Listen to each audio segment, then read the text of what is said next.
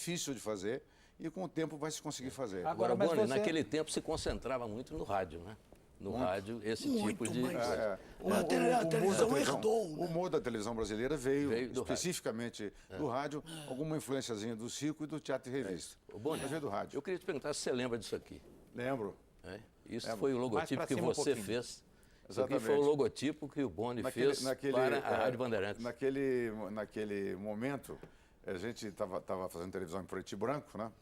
E nós tínhamos também a preocupação de tentar fazer que uma pessoa percebesse duas imagens ao mesmo tempo. Se você olhar bem esse logotipo só no branco, você vê uma coisa, e só no preto você vê outra coisa. Se você fixar ele no branco, você vê um outro tipo de desenho. Se você olhar no preto, você vê outro tipo.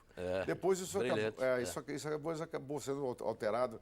Eu acho que nem era compatível com o que a televisão vinha trazendo depois, que era coisa tridimensional. Sim, mas você, no seu rádio, no seu livro, você conta um episódio, você estava almoçando ou jantando com o Walter Clark, você trabalhava na Band. Certo. E o Walter disse, Boni, eu passei o dia ouvindo a Rádio Bandeirantes, já está feita a Rádio Bandeirantes, parece televisão, você já pode sair. Exatamente. Eu queria saber qual foi essa fase sua na Bandeirantes. Nós demos, quando eu vim para o Bandeirantes, em 1963, nós demos um ritmo à Rádio Bandeirantes bastante intenso, para parecer realmente aquilo que hoje a gente faz em algumas televisões, até com pouca frequência. Mas fizemos uma estação nova, do ponto de vista musical, do ponto de vista de apresentação, tanto que quando nós mudamos para cá, para o Morumbi, eu cheguei a trabalhar aqui nesse prédio, ainda no comecinho da transferência da rádio para cá, antes de ter sido inaugurada a televisão, nós chamamos isso aqui de a capital brasileira do espetáculo. Porque o rádio todo nós fizemos da rádio um grande espetáculo. A rádio inteira era voltada para isso, inclusive no futebol, inclusive na notícia. E no uso da música também, né? Da música, todo o conceito era fazer qualquer coisa que tivesse uma característica de espetáculo. Olha, você, pelo que relata no livro, sempre deu muita importância para o que o público tinha a dizer sobre a programação, né? O centro de atendimento do telespectador, as pesquisas do Ibope, você sempre esteve muito atento a isso. Mas tem um momento aqui no começo da sua carreira, em que você está falando aqui do programa Família Sears, você fala que pensava na televisão como entretenimento, mas que a partir desse programa Família Sears você passou a entender que rádio e televisão são veículos de publicidade, que o entretenimento é importante apenas para conquistar o maior público possível. Eu queria que você comentasse e explicasse essa sua... Bom, para você ter uma ideia, a Família Sears, ela foi o primeiro programa de família da televisão brasileira, antes de Família Trapo, antes da Grande Família, e mesmo antes do All in the Family nos Estados Unidos. Primeiro programa de família. E imagina você que houve uma certa irresponsabilidade do pessoal da Tupi, entregando para um garoto de 17 anos de idade, escrever um programa que ia ao ar depois do Repórter Esso, 3 vezes por semana. Então, talvez uma pessoa de 17 anos de idade não tivesse o conhecimento ainda do que era realmente uma família. Mas o importante é que, nesse momento, eu que tinha paixão pela televisão e pelo rádio, eu descobri, com o patrocínio da família Sears, de que eu tinha que vender produtos. Até então era um romance, é isso? Era um romance. Eu tinha que vender pipoqueira, tinha que vender rolo de pintar a casa, e tal. E quando eu fui surpreendido por essa questão, que eu achava que o anunciante era apenas uma coisa ali, um complemento, talvez até um estorvo. Mas ele estava ali porque estava. Mas depois eu descobri que eu tinha que vender. Ô Boni, fazendo uma pergunta agora, talvez no sentido inverso. A TV pública. Que visão você tem da TV pública hoje no Brasil? Você acha que o que existe aqui, então, tem qualidade suficiente, está atendendo à expectativa? Que mudanças você acha que deveria ser feita? Bom, primeiro, não está atendendo. Segunda coisa é o seguinte, eu sou a favor da televisão pública, acho que todo país tem direito de ter a televisão pública, desde que ela não seja controlada pelo Estado do ponto de vista partidário e político. Mas acho que a TV pública e a televisão, broadcast, a televisão comercial, são uma coisa só. Não tem, para mim, televisão pública e televisão comercial. A televisão pública tem que ter a cara da televisão aberta, a cara da televisão comercial e um conteúdo complementar. O conteúdo é diferente, mas a forma é igual, porque senão o Chito vai ligar para aquilo ali, parece que eles estão com vergonha de estar fazendo televisão. E ela tem que ser bem feita para que ela tenha audiência, porque se ela não tiver alguma audiência, por menor que seja, ela será inútil. Tem que ser competitiva, então, e não é. Competitiva. Eu acho que tem a televisão pública no Brasil ela continua ainda servindo o interesse do Estado, e, por outro lado, as pessoas que trabalham lá têm pudor de fazer televisão. Não pode. Ela tem que ser, do ponto de vista formal, a forma é da televisão comercial. E o conteúdo é um conteúdo de complemento. Agora, a questão da publicidade na TV pública, você acha que é um terreno minado? Como é que você vê isso? Eu acho muito difícil você entender dentro da estrutura da televisão brasileira hoje que você possa trabalhar a televisão pública com comerciais. Porque vai haver a reação natural das televisões abertas, porque aqui uma parte da verba que vai para lá e nem sempre usada de uma maneira correta. Eu, por exemplo, não quis mexer na TV pública porque eu teria que dispensar 2, 3 mil, 4 mil pessoas que estavam lá trabalhando apenas na base do cabide de emprego. Você foi convidado pelo Lula, né? Ele perguntou, ele é bastante inteligente, ele me fez uma pergunta breve, não demorou menos do que qualquer uma dessas nossas perguntas aqui. Ele falou assim, ele já fazendo um sinal que não com a cabeça, assim, ele não me perguntou, você toparia? Você não toparia mexer nisso não, né? Eu falei, não, presidente, não toparia. E por que não? Porque não tem remédio na atual conjuntura? Eu teria que chegar lá e, primeiro, eu não ia conseguir fazer, porque eu teria que limpar a estação inteira, teria que, não só do ponto de vista de qualidade, mas especialmente mesmo até de quantidade de gente operando, mesmo que fossem todos eles competentes, tem gente demais. Mas o pior é que não são todos competentes. Há gente competente. Mas você tinha que fazer uma limpeza, como se fosse uma empresa comum. Chega lá e diz, a gente tem que ficar quem está produzindo. Mas essa formulação que você faz de TV pública, na verdade não é uma utopia, não é um idealismo seu impossível de concretizar na medida em que o Estado é poderoso demais para oferecer isso sem uma reciprocidade. Não, mas eu acho que tem que, não só o Estado, a iniciativa privada tem que participar. Não necessariamente no modelo da televisão comercial de anúncios, os comerciais de 30 segundos, mas ela tem que fazer institucionais. Tem que patrocinar isso aí e dar um nível também, um status às empresas que patrocinam, equivalente ao status que deveria ter a televisão pública. Como que a PBS, por exemplo, trabalha com patrocínios de programas, coisas desse tipo. Há investimento até maior do que um simples intervalo comercial, porque também há necessidade que a iniciativa privada tenha noção da sua responsabilidade em relação à televisão. Mas o modelo que você indicaria hoje no mundo seria um modelo BBC, que é... Eu acho que toda a televisão pública do mundo padece do mesmo problema. O mesmo problema. O mesmo problema. Não acharam o caminho. Não acharam o caminho. Eles querem fazer uma outra televisão. Eu acho que a identidade visual, as chamadas, a promoção, o ritmo, a dinâmica, tem que ser, o cara tem que ligar lá e não pensar, estou vendo uma televisão diferente. Isso aqui é a televisão do governo. Não, ele tem que estou vendo a minha televisão. Carimbada. Só que essa televisão tem um conteúdo diferente daquilo que eu estou acostumado a ver. Ela está me dando uma outra coisa a mais. É isso que funciona. A PBS faz isso, a BBC faz isso, só que eles fazem com cara de TV pública.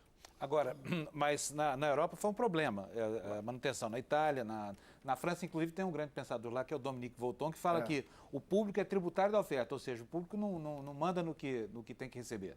Certo, a televisão pública, nesses modos, poderia se consolidar no Brasil ou não? Eu acho que, no caso da televisão pública, realmente o público não manda, porque você está fazendo um complemento. Mas ele tem que estar integrado naquilo, porque tem que parecer a ele que ele está vendo televisão, ponto final. Quer dizer, não tem que estar vendo, estou vendo a televisão pública. Na TV pública, a televisão. Mas com ênfase na questão educativa, nesses objetivos todos. Até não na teledidática, que isso é um outro programa, claro. um outro processo. Mas tem que estar vendo programas de interesse cultural, programas que possam contribuir para ele melhorar o seu padrão de conhecimento. Quer dizer, então, eu acho que, de qualquer forma, a televisão pública é necessária, mas não precisa ser sustentada somente pelo governo e não tem que ser parecida com aquilo que nós vimos no passado de uma televisão educativa. É diferente de televisão pública. Bom, nós vamos fazer agora o nosso primeiro intervalo, o Canal Livre, hoje com José Bonifácio Oliveira Sobrinho. Boni volta já em um instante. Até já.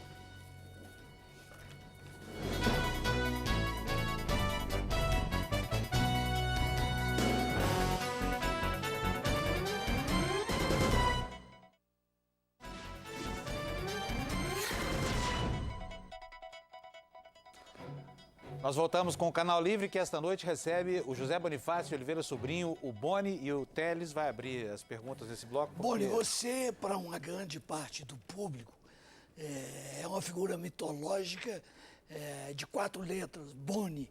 As pessoas já ouviram falar, etc., sabe? Mas talvez ainda não tivessem visto nem a sua figura física. Então eu queria falar um pouco sobre uma coisa muito pessoal sua.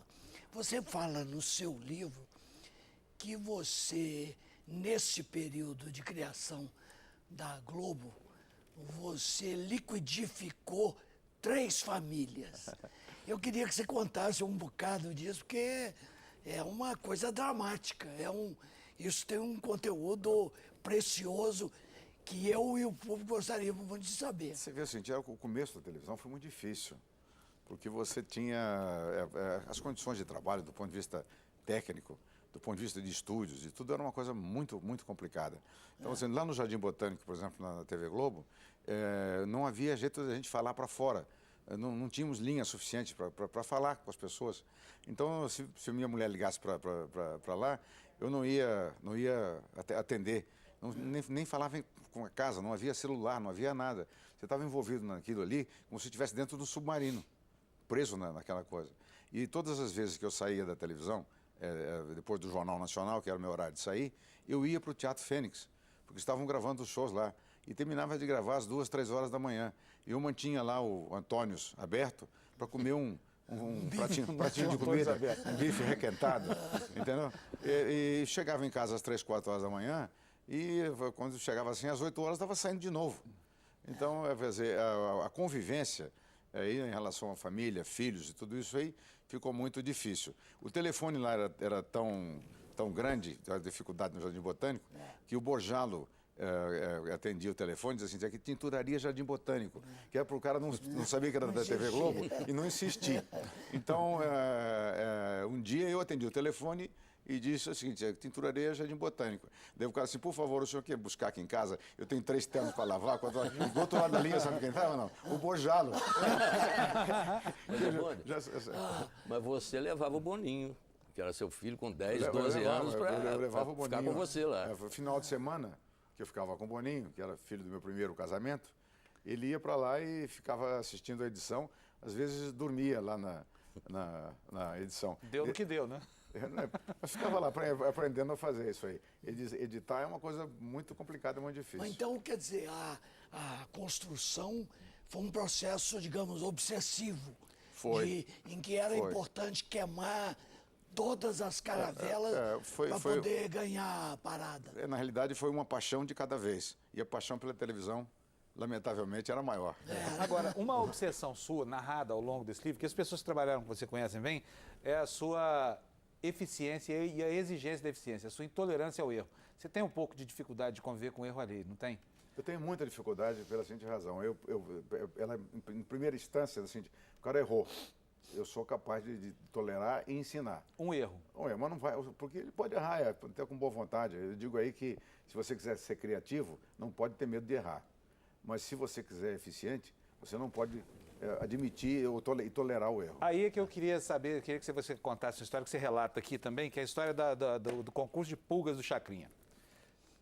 Bom, o negócio que é a necessidade de criar uma norma para enquadrar. Nós tínhamos, o nosso objetivo era a rede. Então nós queríamos criar assim, alguns ídolos que fossem nacionais. Então achamos que o Chacrinha tinha um temperamento que dava para a gente trabalhar nele, sem mexer no personagem, que era super interessante, mas que nós podíamos agregar coisas ao programa do Chacrinha e tornar ele uma atração nacional, melhorando a forma e melhorando um pouco do conteúdo, melhorando os convidados, as atrações. Ou seja, tirando a baixaria. Isso. Tirando a baixaria, que ele gostava de trazer o pessoal mais popular. E eu achava que isso poderia melhorar o nível dele e do programa e ajudava a estação.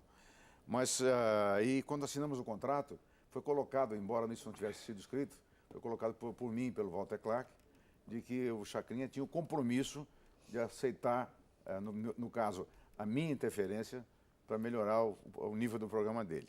E quando eu saí do programa, achei que estava, da reunião de assinatura de contrato, achei que isso estava resolvido.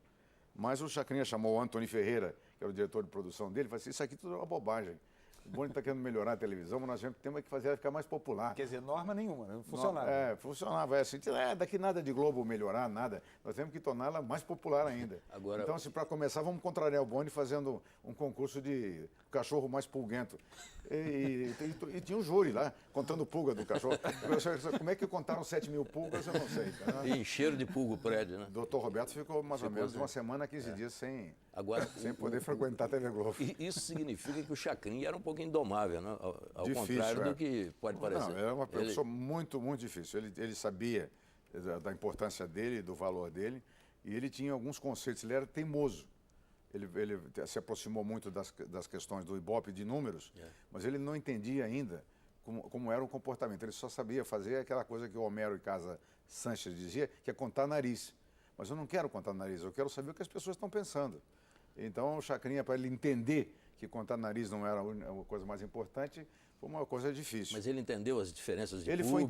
Foi entendendo, tanto que o programa dele subiu de audiência, foi qualificado, a crítica passou a entender, os formadores de opinião começaram a respeitar o Chacrinha. E ele virou tese de universidade. Virou tese de universidade, o elenco dele começou aí, ele foi praticamente o lançador do tropicalismo. Mas antes houve muitos percalços, né? Muitos percalços. Antes ele saiu da Globo. E por que ele saiu? Ele saiu porque ele voltou. Voltou para o popularesco. Voltou para as origens. Quando ele enfrentou o Flávio Cavalcante, ele resolveu... Ali a guerra era ele dura, resolveu usar as mesmas armas. Era uma guerra de paranoicos, De paranoicos. Ele voltou para trás. Ele tinha lá, ver quem bebia mais cachaça junto com a dona Cacilda, que baixava o espírito do seu sete da lira. Tinha de tudo. Agora, o Gilberto Gil, quando fez aquela música, ele deu um status novo também ao Chacrinha. Aquele momento foi a definição de que o Chacrinha era alguma coisa mais do que aquele velho palhaço. Isso. Ele chamava o Chacrinha de velho palhaço, mas ele chamava de velho Já guerreiro. No outro sentido, Boni, o Direito de Nascer é uma historinha muito singela, muito simples. Um rapaz que se namora de uma moça e ela tem um filho e é filho de uma família nobre. Bom, como é que você imagina que essa novela é o sucesso que foi? Era um momento do público brasileiro que colaborou com isso? Ou realmente você acha que o público, de modo geral, ainda é um público capaz de se emocionar com essas pieguices, essas coisas? Dizem, né, que o teatro, e por conseguinte a consequência a teledramaturgia, tem apenas 6 histórias. Que são recontadas de maneira... Troca de lugar. Troca de lugar. Então, assim, a ascensão social, o conhecimento do pai, coisas mais ou menos assim. O rico, a boa pobre que quer casar com... O rico que quer casar com o pobre. A transgressão moral, né, no caso moral. E agora uma coisa que inventaram na novela brasileira, que é o seguinte, quem vai ficar com a empresa? Quem vai controlar as ações? Coloca... Você vê o futuro da telenovela, considerando que não tem país do mundo que tenha a quantidade de novelas que o Brasil tem.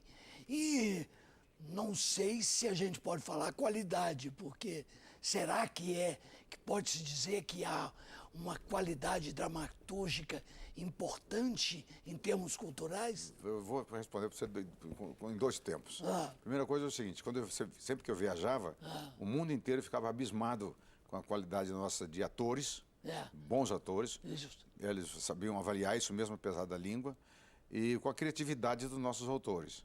Então, eu acho que a novela brasileira é um formato que foi inicialmente introduzido pela Tupi, ali com Beto Rockefeller e tal, mas que foi realmente aperfeiçoado e foi montado na TV Globo.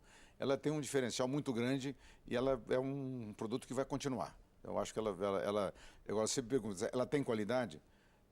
Nós temos uma qualidade de realização de dramaturgia muito grande.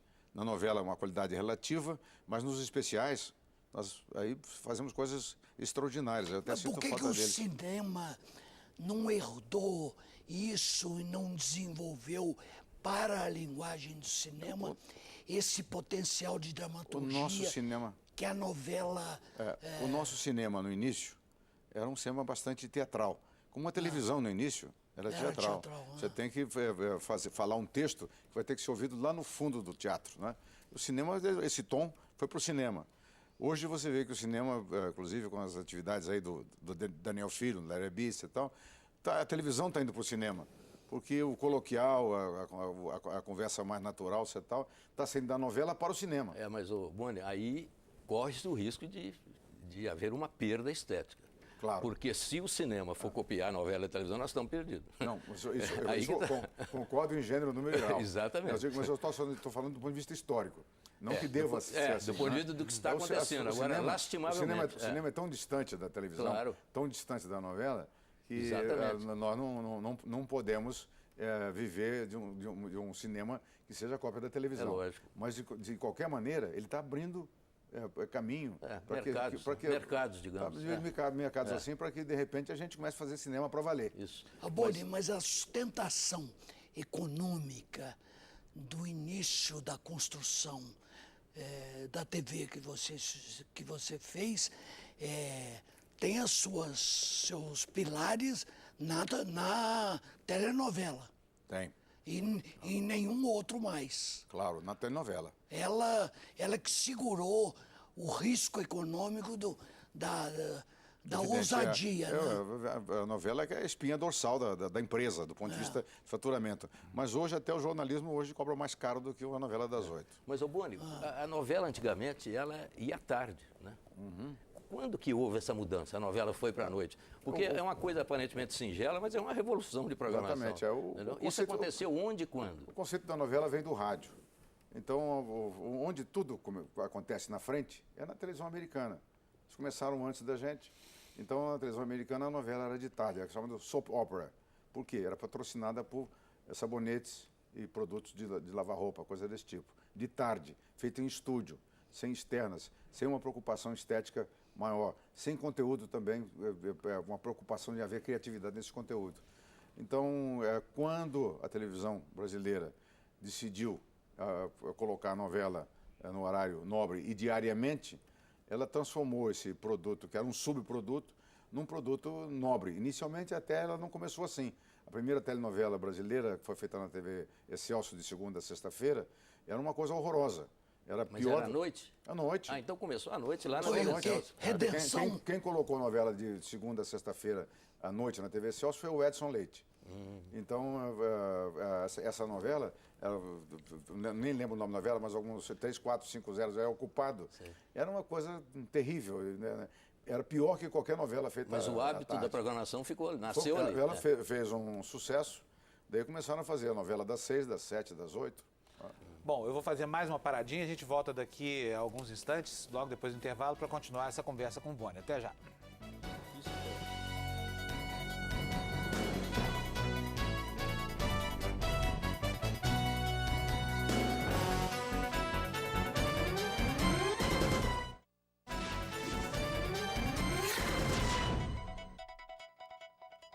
Nós estamos de volta para o último bloco do Canal Livre, que esta noite recebe José Bonifácio de Oliveira Sobrinho, o Boni. E agora quem abre o bloco é você, Mito. Boni, você esteve próximo de 2 episódios muito discutidos e discutíveis, e eu tenho a impressão que essa discussão ainda continua. Um é o chamado escândalo Proconsult. A Rede Globo foi acusada de ter tentado prejudicar a apuração contra o Brizola nas eleições do Rio. E o outro é a famosa edição do debate de 89, Lula-Collor, o último debate do segundo turno, que a Globo foi acusada de ter marcado os gols do Collor e esquecido os gols do Lula. Eu queria saber, você de alguma maneira participou disso? Que visão você tem desses 2 episódios? Bem próximo desses episódios, porque quando houve a edição, o nosso diretor de jornalismo, que era o Armando Nogueira, estava na minha casa, em Angra dos Reis. E nós não fomos consultados, o Armando não foi consultado. Ele não participou dessa edição. A edição foi para atender realmente o interesse do Dr. Roberto, porque achou que a edição que foi na hora do almoço estavam dando um empate de 0-0, quando numa enquete realizada no dia anterior mostrava que o Collor havia ganho o debate. 60% das pessoas diziam que o Collor havia ganho o debate. Então o Dr. Roberto queria que fosse restabelecida a verdade. Eu interpreto que, como há pessoas que são mais realistas do que o rei, que alguém fez essa vitória do Collor ficar muito mais folgada no Jornal Nacional. Esse alguém, por acaso, é o Alberico? O Berico e outras pessoas que estavam lá. A coisa mais grave, que, no meu entender, é que nunca foi dita claramente, é que essa edição foi ao ar sem que o Dr. Roberto tivesse visto. E sem que nenhum de nós, quer dizer, nem o Armando Nogueira, que era o diretor de jornalismo, tivesse sido consultado. De forma que, se ela tivesse sido vista pelo Dr. Roberto, eu tenho a impressão que ele mesmo não deixaria ir ao ar daquela maneira. Tanto que eu fui procurado pela Folha de São Paulo, no dia seguinte da edição, para perguntar qual era a minha opinião. O Armando deu a opinião dele, estava na minha casa, eu dei a minha, e que eu era inteiramente contrário à edição que havia sido feita. Saiu publicado na primeira página da Folha de São Paulo, que a minha opinião era contra essa edição. E o Dr. Roberto Marinho respondeu à Folha, não a mim. Eu lembro. Que eu não entendia nada de política, eu entendia de televisão. E eu voltei para ele assim, Dr. Roberto, ainda bem que meu emprego está preservado. Já que eu entendo de televisão, acredito que eu vou ficar. Mas o Armando Nogueira, a partir daquele momento, começou a haver um atrito com o Dr. Roberto. Eu acho que aquilo foi uma imprudência ter sido feita aquela edição, e uma imprudência maior ainda ter sido colocada